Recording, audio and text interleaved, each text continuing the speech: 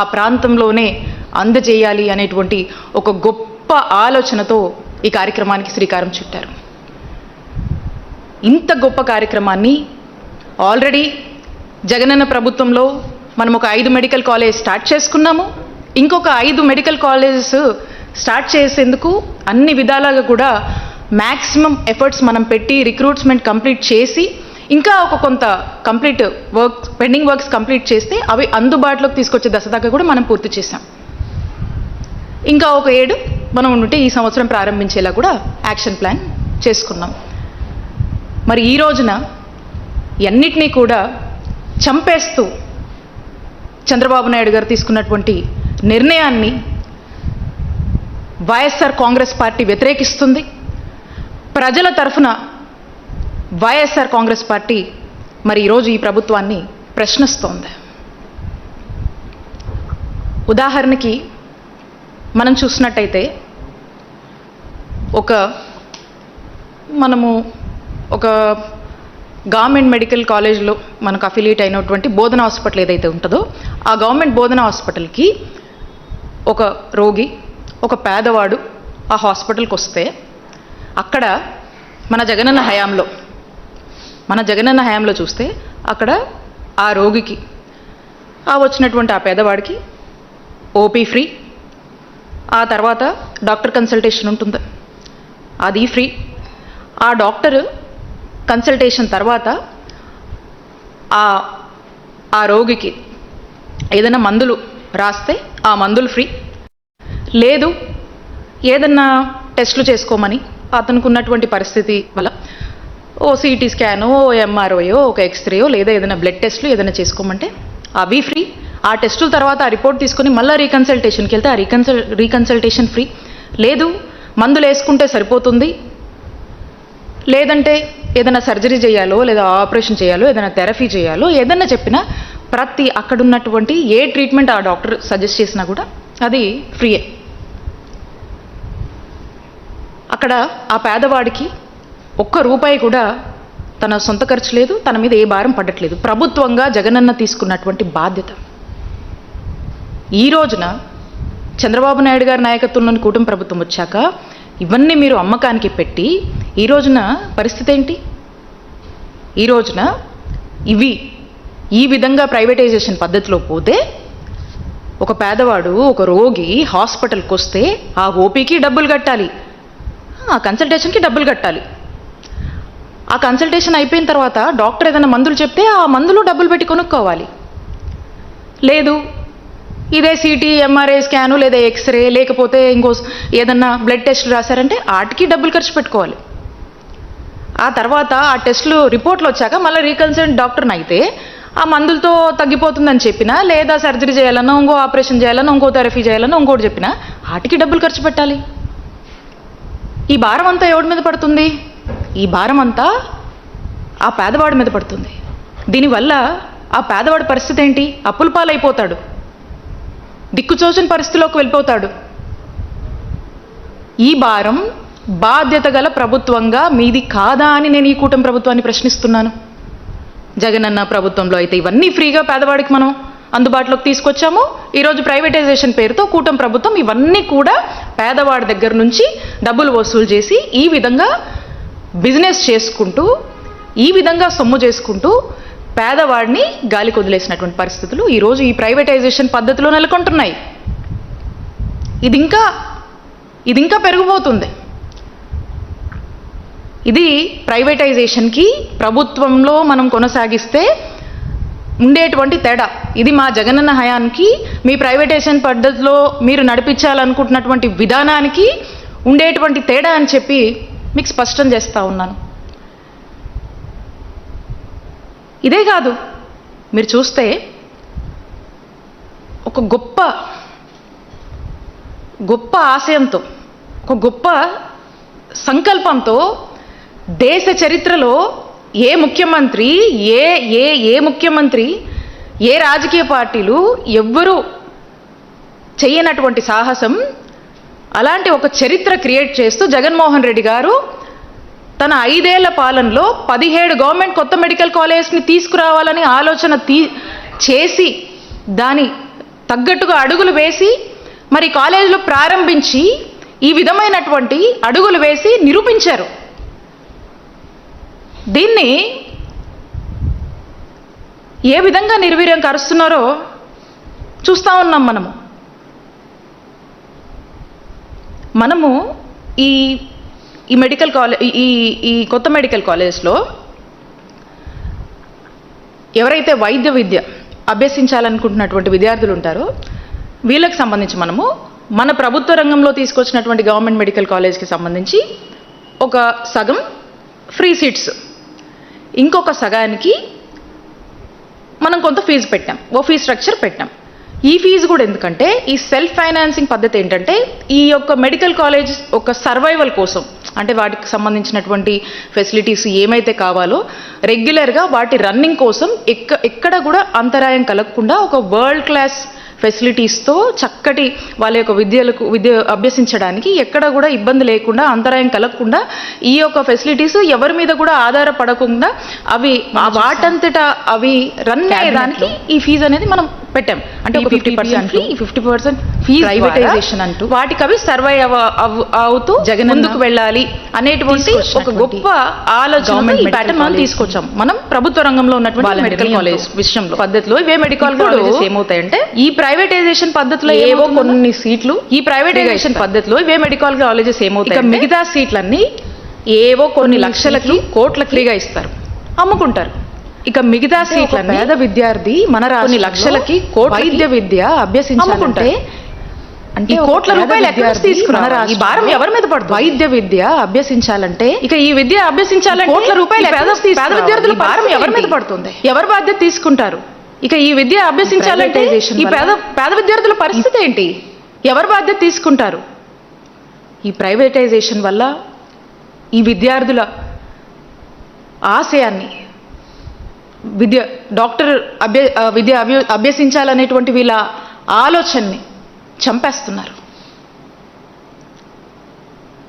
ఇదే కాదు, ఈ మెడికల్ కాలేజ్కి సంబంధించి మనము కొన్ని ఎకరాల భూముల్ని సేకరించాము. దానికి ప్రతి గవర్నమెంట్ మెడికల్ కాలేజ్కి సంబంధించి ఒక్కొక్క మెడికల్ కాలేజ్కి మనము 500 కోట్లు బడ్జెట్ని మనం కేటాయించుకున్నాము.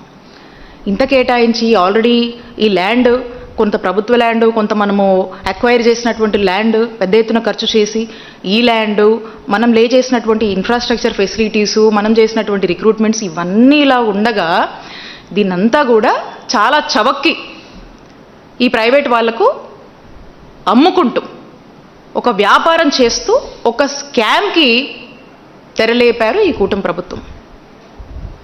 ఖచ్చితంగా ఇది స్కామే. ఇన్ని ఫెసిలిటీస్ మనం క్రియేట్ చేశాక ఏం అవసరం వచ్చింది ఈరోజు మనం ప్రైవేటైజేషన్ పద్ధతికి వెళ్ళి గవర్నమెంట్ కాలేజెస్ని మనం ఈ మెడికల్ కాలేజ్ని మనం ఎందుకు చంపుతున్నాము? ఇంతమంది హోప్ని ఎందుకు చంపేస్తున్నాము?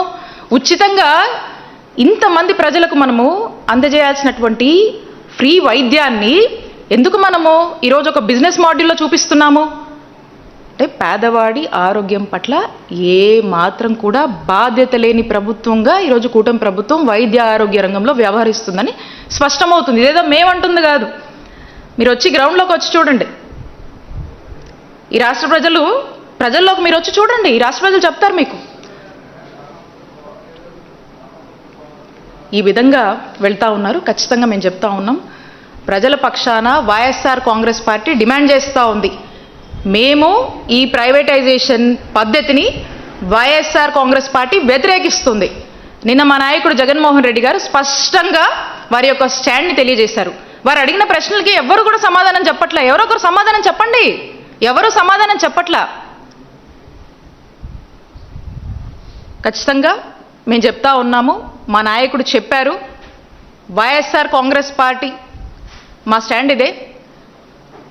రేపు రానున్నటువంటి మా వైఎస్ఆర్ కాంగ్రెస్ పార్టీ ప్రభుత్వం, మా జగనన్న ప్రభుత్వంలో ఈ రోజున ఏదైతే నిర్ణయం మీరు తీసుకొని ఈ గవర్నమెంట్ మెడికల్ కాలేజ్ ప్రైవేటైజేషన్ పేరుతో మీరు అమ్మి ఒక స్కామ్కి తెరలేపి వ్యాపారం చేస్తున్నారో, పేదవాడి ఆరోగ్యాన్ని మీరు ఈరోజు అమ్మకానికి పెట్టారో, దీన్ని ఖచ్చితంగా రేపు మా జగనన్న ప్రభుత్వం వచ్చాక మీరు తీసుకున్నటువంటి ఈ నిర్ణయాన్ని మేము రద్దు చేస్తాము.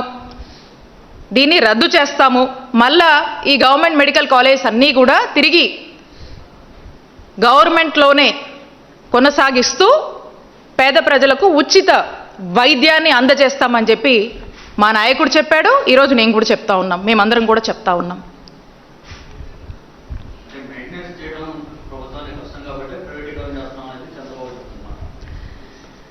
Null get to that point అండి. మీకు చెప్తా ఉన్నాను, మేము గవర్నమెంట్ మెడికల్ కాలేజ్ని 500 crores బడ్జెట్తో ఒక కాలేజ్ని కేటాయించి దీని ఇన్ఫ్రాస్ట్రక్చరు, దీని డెవలప్మెంట్ మీద మనం ఫోకస్ పెట్టి చేస్తూ ఉన్నాం. దీనికి కావాల్సినటువంటి అన్ని ఫెసిలిటీస్ కూడా మనం క్రియేట్ చేస్తూ ఉన్నాం. ఫర్దర్ దీని సస్టైనబిలిటీ కోసం మనము కొంత ఇందాక చెప్పినట్టుగా ఒక 50% వచ్చేసి ఫ్రీ సీట్స్ ఇస్తున్నాము. ఒక 50% మీద మనం ఒక fee structure, certain fee structure అన్ని ఆలోచించి ఈ నిర్ణయం తీసుకోవడం జరిగింది. సో దట్ వీళ్ళ యొక్క డిపెండెన్సీ అనేది ఎవరి మీద ఉండకుండా వీళ్ళు సెల్ఫ్గా సస్టైన్ అవుతూ ఎక్కడ కూడా అంతరాయం రాకుండా నడిపేందుకు ఈ యొక్క ఆలోచన చేయడం జరిగిందనేది స్పష్టం చేస్తూ ఉన్నాం. అన్నీ ఆలోచించే నిర్ణయం తీసుకున్నాము. మరి ఈ రోజున వీళ్ళు ఇదంతా కూడా ప్రైవేట్ వాళ్ళకి కట్టగట్టి వాళ్ళకు అప్పచెప్పి దీన్ని అమ్ముతూ వాళ్ళేదో ఒక సొమ్ము చేసుకుంటూ ఈరోజు ప్రజల్ని గాలికి వదిలేసినటువంటి పరిస్థితి, ఒక స్కామ్కి తెరలేపారు. అలానే మనం చూసినట్టయితే ఆరోగ్యశ్రీ గురించి, ఈ ఆరోగ్యశ్రీ ప్రోగ్రాం ఎవరు ఇంట్రడ్యూస్ చేశారు, ఈ ఆరోగ్యశ్రీ పథకం ఎవరు తీసుకొచ్చారని నేను ప్రత్యేకించి చెప్పనవసరం లేదు. ఆరోగ్యశ్రీ ఎంతోమంది లక్షల మంది పేద ప్రజల ప్రాణాలు కాపాడడానికి ఆనాడు ఆ దివంగత మహానేత డాక్టర్ వైఎస్ రాజశేఖర రెడ్డి గారు ఈ పథకాన్ని ప్రవేశపెట్టి ఎంతో మందిని బ్రతికించారు, ఆదుకున్నారు, ఈ రాష్ట్ర ప్రజల్ని కాపాడారు.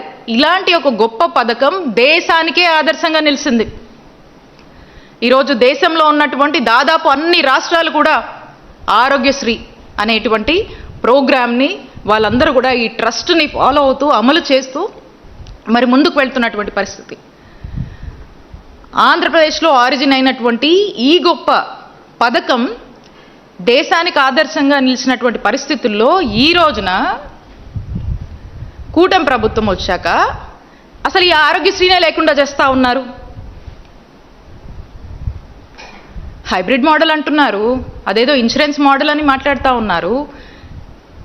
ఈ ఎక్కడ లేని మాడ్యూల్స్ అన్నీ కూడా చెప్తూ ఈరోజు ప్రజలకు చక్కటి ఫ్రీగా అందేటి వైద్య ఆరోగ్య సేవల నుంచి దూరం చేస్తూ అనేక ఇబ్బందులు పాలు చేస్తూ ఉన్నారు.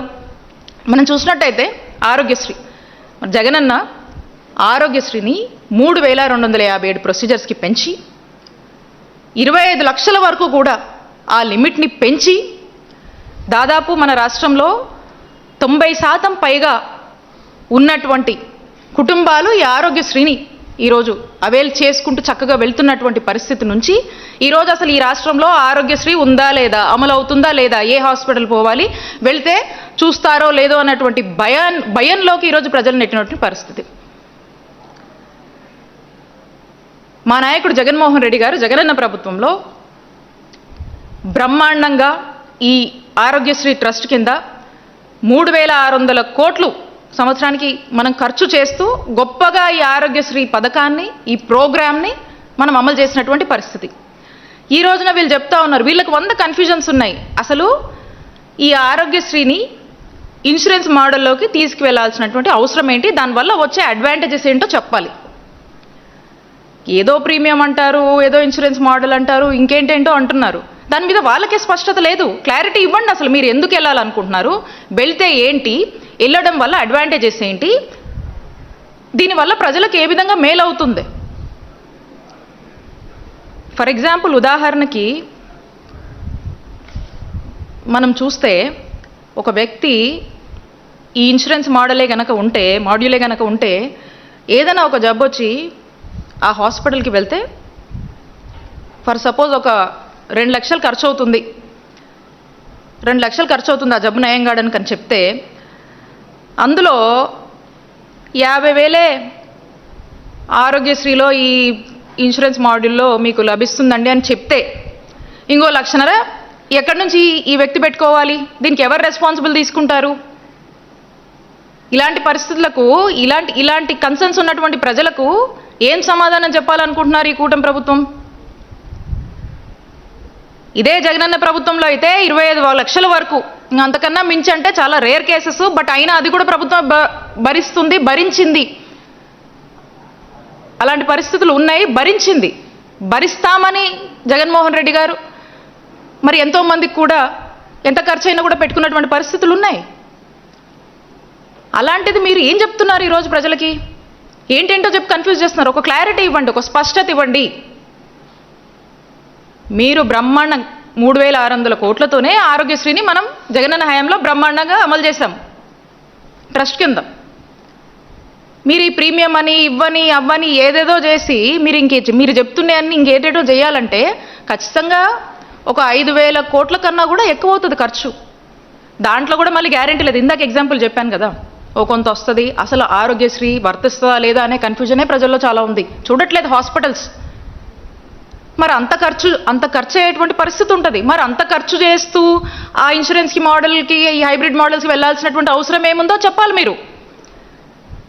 3600 కోట్లకి 5,000 కోట్లకు పైగా అవుతున్నటువంటి బడ్జెట్. ఆ మధ్యలో నంబర్స్ ఉన్నాయే, ఆ 1500 కోట్లు 1400 కోట్ల వరకు, అవి ఎవరి జాబ్లోకి వెళ్తాయి? రాష్ట్ర ప్రజలు అన్నీ గమనిస్తున్నారు.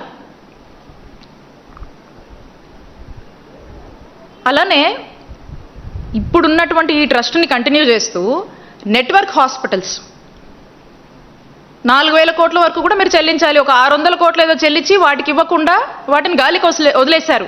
ఈరోజు నానా ఇబ్బందులు పడుతున్నాయి నెట్వర్క్ హాస్పిటల్స్. ఈరోజు పేషెంట్స్ వెళ్తే చూడటంలా. ఎందుకు చూడటం లేదంటే బిల్లులు రావాలి ప్రభుత్వం నుంచి, మీరు చెల్లించట్లేదు, వాళ్ళు ప్రజల్ని పట్టించుకోవట్లేదు. డబ్బులు ఉంటే చూపించుకోవాలి, లేదంటే లేదు, అప్పులు చేసుకొని చూపించుకోవాలి. పేదవాడి పరిస్థితి ఇది. నెట్వర్క్ హాస్పిటల్స్ కూడా ఏం చేస్తారు పాపం, వాళ్ళు కూడా గాలికి వదిలేశారు.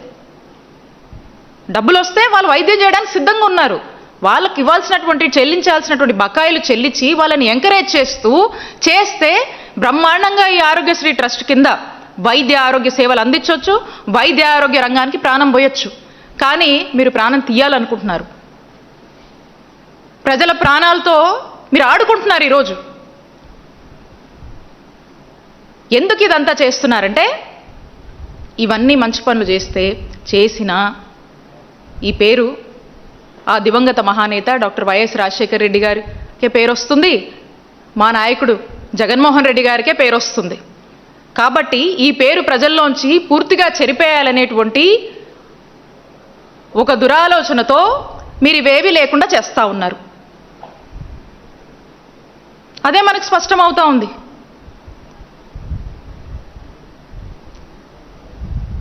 మనం చూసాము 5 ఏళ్ల జగనన్న పాలనలో వైద్య ఆరోగ్య రంగంలో అనేక గొప్ప సంస్కరణలు తీసుకువచ్చి ప్రజలకు నాణ్యమైన ఉచితమైన వైద్య సేవలు ఎంతో చేరువగా చేసినటువంటి ఒక గొప్ప పాలన మా నాయకుడు జగన్మోహన్ రెడ్డి గారు అందించారు. నాడు నేడు అని చెప్పేసి 17,000 కోట్లు ఖర్చు చేస్తూ హాస్పిటల్స్ అన్నింటినీ కూడా రివ్యాంప్ చేసి వాటి యొక్క రూపురేఖలు మార్చారు. గ్రామ స్థాయిలోనే వైద్యం అందాలి, వైద్యాన్ని మరింత చేరువగా చేయాలి అని చెప్తూ doctor YSR village clinics 10,032 village క్లినిక్స్ని మనం నిర్మించాం. సిహెచ్సిలు అయితేనేమి, అర్బన్ యూపీహెచ్సిస్ అయితేనేమి, urban primary health care centres అయితేనేమి, హాస్పిటల్స్ అయితేనేమి, మెడికల్ కాలేజెస్ అయితేనేమి, ఉన్నటువంటి గవర్నమెంట్ హాస్పిటల్స్ని కూడా రినోవేట్ చేయడం అయితేనేమి, ఇలా అన్నిటినీ కూడా వాటి యొక్క రూపురేఖలు మారుస్తూ సర్టెన్ స్టాండర్డ్స్ పెంచుతూ చక్కగా ఇన్ఫ్రాస్ట్రక్చర్ ఫెసిలిటీసు, డాక్టరు, అక్కడ మందులు అన్నీ అందుబాటులో ఉంచి గవర్నమెంట్ హాస్పిటల్ మీద ఉన్నటువంటి అభిప్రాయాన్ని మార్చి గవర్నమెంట్ హాస్పిటల్ మీద నమ్మకాన్ని ప్రజల్లో నింపినటువంటి పాలనగా జగన్మోహన్ రెడ్డి గారు చక్కటి సంస్కరణలు తీసుకొచ్చి ముందుకు వెళ్ళారు. ఆరోగ్యశ్రీ ప్రొసీజర్స్ 3,257 ప్రొసీజర్స్ పెంచారు. నెట్వర్క్ హాస్పిటల్స్ పరిధిని పెంచాము. 2,300 నెట్వర్క్ హాస్పిటల్స్ పెంచాము. 0 వేకెన్సీ పాలసీ తీసుకొచ్చి ఎక్కడికక్కడ రిక్రూట్మెంట్ అన్నీ కూడా ఎక్కడికక్కడ వేకెన్సీస్ అన్నీ ఫిల్ చేస్తూ ఎక్కడికక్కడ డాక్టర్ల కొరత లేకుండా చేశాము. ఫ్యామిలీ డాక్టర్ కాన్సెప్ట్ని తీసుకొచ్చి గ్రామానికే ఇంటికి అవసరమైన ప్రతి ఇంటికి డాక్టర్ని పంపించాము. సూపర్ స్పెషాలిటీ వైద్య సేవలు జగనన్న ఆరోగ్య సురక్ష అని చెప్పి సూపర్ స్పెషాలిటీ డాక్టర్ని ఆ ఊర్లోకి పంపించి వైద్య సేవలు అందించాము.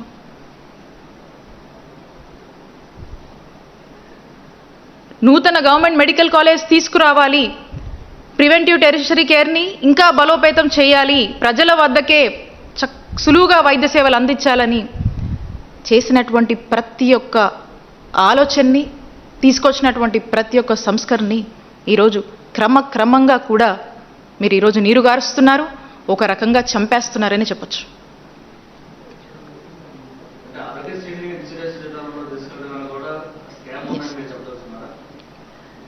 ఖచ్చితంగా అండి.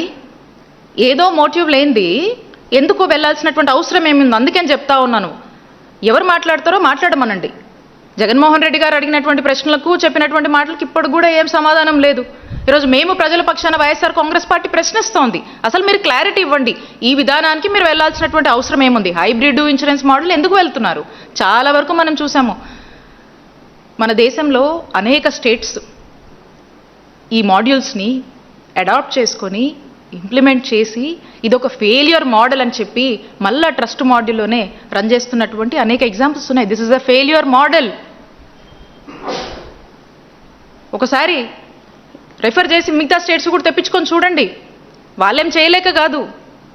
This is a failure model and this is a failure module. కాబట్టి మేము చెప్తా ఉన్నాము, ప్రజల ఆరోగ్యాన్ని, మంచి వైద్య ఆరోగ్య సేవలు అందించి, ప్రజలకు మంచి వైద్య సేవలు ఉచితంగా అందించి, వాళ్ళని కన్ఫ్యూజ్ చేయకుండా వాళ్ళ ప్రాణాలు కాపాడి ఈ వ్యవస్థను ఇంకా స్ట్రెంగ్తెన్ చేసి ముందుకు వెళ్ళండి. దీన్ని ఇంకా వీకెండ్ చేయొద్దు. వీక్గా ఉన్నటువంటి వ్యవస్థల్ని క్రమంగా జగన్మోహన్ రెడ్డి గారు స్ట్రెంగ్తెన్ చేస్తూ ముందుకు వెళ్ళాము. దీన్ని ఇంకా వీకెండ్ చేయొద్దు, బలహీనపరచొద్దు, చంపొద్దు. ఇప్పుడున్నటువంటి ఆరోగ్యశ్రీ పద్ధతి ఇట్స్ ద బెస్ట్ మాడ్యూల్. ఇక్కడ పుట్టినటువంటి ఈ ఆరోగ్యశ్రీ ప్రోగ్రామ్, ఈ ఆరోగ్యశ్రీ ట్రస్ట్ నుంచి ఆరిజిన్ అయినటువంటి ఈ పథకం దేశంలోని అనేక రాష్ట్రాలు ఆదర్శంగా తీసుకొని ఇంప్లిమెంట్ చేస్తున్నాయి. మనం వెనక్కిపోవడం ఏంటి? ఎందుకు దీన్ని? ఎందుకంటే కేవలం ఇందాక చెప్పాను కదా, వైఎస్ఆర్ గారికి అలాగే జగన్మోహన్ రెడ్డి గారి పేరు ప్రజల్లో ఎప్పుడు చిరస్థాయిగా మిగిలిపోతుంది. దీన్ని చెరిపాయాలనేటువంటి ఒక ప్రయత్నం, అలాగే దీనివల్ల సొమ్ము చేసుకోవాలనేటువంటి ఒక ప్రయత్నం మనకు స్పష్టంగా అర్థమవుతా ఉంది. కాబట్టి ఈ విధంగా మనం చూస్తూ ఉన్నాము. ఇక మాటలు కోటలు దాటుతూ ఉంటాయని మన పెద్దలు అంటూ ఉంటారు, మన పెద్దలందరూ రెగ్యులర్గా అంటూ ఉంటారు. దానికి సరిగ్గా చంద్రబాబు నాయుడు గారు మాటలు కూడా అలాగే ఉంటాయి అని మనం అనుకోవచ్చు. ఎందుకంటే మొన్న ఎక్కడో ఈ మధ్య చూశాను నేను, ప్రతి ఒక్కరిని అంట 120 ఏళ్ళు బతికిస్తాడంట చంద్రబాబు నాయుడు గారు. ఆయన చెప్తున్నారు ఏమని, 120 ఏళ్ళు నేను బతికిస్తాను, బిల్ గేట్స్ ఫౌండేషన్తో కలిసి ఒక సంజీవన్ నేను తీసుకొస్తాను, ఆ సంజీవన్ వల్ల ఈ రాష్ట్ర ప్రజలందరూ కూడా 120 సంవత్సరాలు బతుకుతారని చెప్పి మరి చంద్రబాబు నాయుడు గారు మాట్లాడుతూ ఉన్నారు. నేను చెప్తా ఉన్నాను, అంతెందుకు, మా గుంటూరు జిల్లాలో తురకపాలెం గ్రామంలో మెలియోడోసిస్ అని ఒక వ్యాధి, ఇంకా కూడా దాని ప్రాపర్ కన్ఫర్మేషన్ కాలేదు. ఈ వ్యాధి వల్ల 40 మంది చనిపోయారు అక్కడ. అందరూ కూడా మనం చూస్తే దాదాపుగా కూడా బిలో 45 ఏజ్ గ్రూప్ వాళ్ళు అందరూ. అండ్ ఈరోజు కూడా చూసాము, ఈనాడులోనే చూసాం, ఇంకా 3 కేసులు నమోదయ్యని చెప్పి చెప్తా ఉన్నారు. అసలు ఈ డిజీజ్ ఏంటి, దీనికి గల కారణం ఏంటి, ఎందుకు చనిపోతున్నారు, అసలు ఇది అట్లీస్ట్ కనీసం దీని డిజీజ్ కన్ఫర్మేషన్ కానీ, ఇంకా ఎందుకు దీని కాజెస్ కానీ ఇంకా కూడా ఫైండ్ అవుట్ చేయనటువంటి పరిస్థితుల్లో ఈరోజు వాళ్ళు పనిచేస్తూ ఉన్నారు. ఈ ప్రభుత్వాన్ని మేము ప్రశ్నిస్తూ ఉన్నాము. దీని మీద ఏంటి మీ యాక్షన్? దీని మీద ఏం చేస్తున్నారు మీరు? చంద్రబాబు నాయుడు గారు అంటున్నారు కదా, 120 ఏళ్ళు బతికించడం కాదు, 45 సంవత్సరాల కన్నా బిలో ఉన్నటువంటి వాళ్ళు 40 మంది చనిపోయి ఉన్నారు. దీన్ని చూడండి ఫస్ట్, దీనికి సమాధానం చెప్పండి, మాటలు కాదు. ఈ ప్రజల్ని కాపాడండి, ఈ ప్రజల ప్రాణాలని కాపాడండి. నేను ఒక్కటే చెప్తా ఉన్నాను, అనేక సమస్యలు, ప్రజలు అనేక ఇబ్బందులు పడతా ఉన్నారు. రీసెంట్గా నేను ఎవరినో కూడా కలిస్తే సమస్యలతో వస్తున్న వాళ్ళు చెప్తా ఉన్నారు. ఆఖరికి ఒక సామాన్యుడి పరిస్థితి, ఒక పేదవాడు ఉద్దేశం ఏ విధంగా ఈరోజు ఉందంటే, ఈ జబ్బేదో జగనన్న ఉన్నప్పుడు వచ్చినా బాగుండమ్మా, జగనన్న ఆదుకునేవాడు, ఎటు పోవాలో అర్థం కాదు, ఈ హాస్పిటల్ పోతే లేదు మాకు డబ్బులు రావాల్సి ఉన్నాయి, మేము చూడం ఇక్కడ అంటారు, అక్కడ పోండి ఇక్కడ పోండి అని చెప్పి ఎటు పోవాలో అర్థం కావట్లా. ఆఖరికి ఉన్న ఆస్తులు అమ్ముకొని అప్పులు చేసి ఈరోజు వైద్యం చేయించుకునేటువంటి పరిస్థితి. ఇలాంటి పరిస్థితులు నెలకొన్న ఈ రాష్ట్రంలో దయచేసి ప్రజల్లోకి వచ్చి చూడండి, వీళ్ళ కన్సర్న్స్ వినండి, ప్రజల పక్షాన ప్రజలకు ఈ ఉచిత వైద్య సేవలు అందించి న్యాయం చేయండి. మా జగనన్న చేసినటువంటి న్యాయం మీరు చేయండి. లేదు మీరు కనీసం మీరు కొత్తవి చేయకపోయినా ఆ ఉన్నటువంటి ట్రస్ట్ని కానీ ఉన్నటువంటి ఏవైతే ఉన్నటువంటి మనం తీసుకొచ్చినటువంటి కార్యక్రమాలు ఏవి ఉన్నాయో వాటినన్నా సక్రమంగా ఇంప్లిమెంట్ చేయండి. మీరు కొత్తవి చేయకపోయినా పర్లా అని చెప్పి ఈ కూటమి ప్రభుత్వానికి తెలియజేస్తూ ఉన్నాము. మళ్ళీ కూడా స్పష్టం చేస్తుంది ఒకటే, మా నాయకుడు జగన్మోహన్ రెడ్డి గారు స్పష్టంగా చెప్పారు, వైఎస్ఆర్ కాంగ్రెస్ పార్టీ ప్రజల పక్షాన ఒకటే కోరుతా ఉంది, మేము తీసుకొచ్చిన ఏ రిఫార్మ్స్ అయినా, మేము తీసుకొచ్చినటువంటి గవర్నమెంట్ మెడికల్ కాలేజ్ కానీ ఈ ఆరోగ్యశ్రీ ట్రస్ట్ మోడల్ కానీ మేము ఏవైతే ఇవి తీసుకొచ్చాం ఇవి గొప్పగా అమలు చేశామో వీటికి అగేన్స్ట్గా వెళ్ళి దీన్ని ప్రైవేటైజేషన్ అనే పేరు పెట్టి దీంట్లో మీరు బిజినెస్ వెతుక్కుంటున్నారో, దీని ద్వారా మీరు ఏదైతే స్కామ్ చేయాలనుకుంటున్నారో దీని ద్వారా ప్రజల ఆరోగ్యాన్నే పనంగా పెట్టి సొమ్ము చేసుకోవాలనుకుంటున్నారో ఇది కరెక్ట్ కాదు. రేపు మా వైఎస్ఆర్ కాంగ్రెస్ పార్టీ మా జగనన్న ప్రభుత్వం అధికారంలోకి వచ్చాక ఖచ్చితంగా కూడా ఈ ప్రైవేటైజేషన్లో మీరు వేస్తున్నటువంటి అడుగులు తీసుకున్నటువంటి ఆలోచనని ఖచ్చితంగా మేము రద్దు చేస్తాము. మళ్ళా తిరిగి గవర్నమెంట్లోనే వీటిని కొనసాగించి ప్రజలకు మేలు చేస్తాము, మెరుగైన వైద్య సేవలు అందిస్తామని తెలియజేసుకుంటున్నాం.